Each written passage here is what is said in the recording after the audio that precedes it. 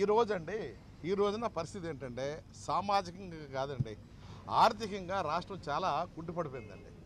అన్ని సామాజిక వర్గాలు దెబ్బతినేసేయండి. ఒక్క సామాజిక వర్గం తప్ప అందరూ బాగా కుంటుపడిపోయారండి. ఎవరు బాగుపడలేదండి. ఇక నెక్స్ట్ వచ్చే ఎలక్షన్స్లో ఈ సామాజిక వర్గాలు ఆ తప్ప అందరూ కలిసిపోయి ఒక కుక్క కాటుకు చెప్పు దెబ్బలాగా కొట్టే రోజులు మాత్రం దగ్గరని నేను మాత్రం ఘంటాబద్ధంగా చెప్పగలను. ఎందుకంటే కొద్దిగా గొప్ప చదువుకున్నవాడిని, ఆల్ ఓవర్ ఇండియా తిరిగి వచ్చిన వాడిని, పార్లమెంట్ కూడా క్షుణ్ణంగా స్టడీ చేసిన వాడిని, కొద్దిగా గొప్ప మీలాంటి వాళ్ళతో మాట్లాడటం వల్ల అమ్మత నాలెడ్జ్ కూడా వచ్చింది.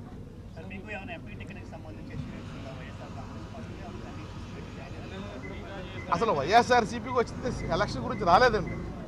వైఎస్ఆర్సీపీకి వచ్చింది ఒక రాష్ట్రం మీద ప్రేమ ఉన్న సోల్జర్ కింద వచ్చాను.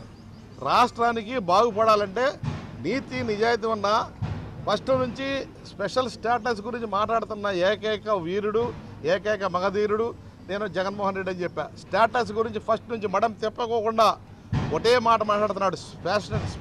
స్పెషల్ స్టేటస్ వస్తే కానీ ఆంధ్రాకి విముక్తి లేదు. అది ఆయన రియలైజ్ అయ్యి వెంటనే రిజైన్ చేయించి నో కాన్ఫిడెన్స్ మోషన్ కూడా పెట్టించి వీళ్ళతో రెసిగ్నేషన్ కూడా చేయించారు. మేము అడిగాం తెలుగుదేశంలో. ఈయన కూడా అడిగారు, జగన్మోహన్ రెడ్డి గారు కూడా ఆయన అడిగారు చంద్రబాబు గారిని, మీరు రండి రిజైన్ చేయండి, అందరూ చేస్తే 25 మంది అవుతాం, దాని ఎఫెక్ట్ చాలా బాగుంటుందని అడిగారు. కానీ ఎవరు పట్టించుకోలేదు.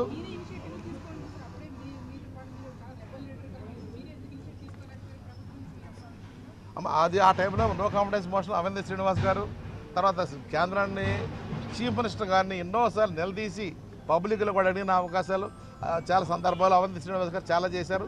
నేను కూడా చాలా చేశాను. కాకపోతే అది పార్టీ డిసిప్లిన్ కాబట్టి, పార్టీ లోపల వ్యవహారం కాబట్టి, ఇప్పుడు మేము బయటకు వచ్చాం కాబట్టి అన్నీ చెప్పడం కరెక్ట్ కాదు. కానీ మేము చేయవలసినంత చేశాము. ఇక మేము వెంబడలేక రాష్ట్రానికి ఒక విముక్తి కావాలంటే, రాష్ట్రం ముందుకు వెళ్ళాలంటే, ఈ కులతత్వం పోవాలంటే, ఈ కుల గజ్జి పోవాలంటే, దేశం బాగుపడాలంటే కులతత్వం పార్టీ ఉన్న తెలుగుదేశం పోవాలి, మట్టి గొరవాలి. వైఎస్ఆర్సీపీ పార్టీ గెలపాలి.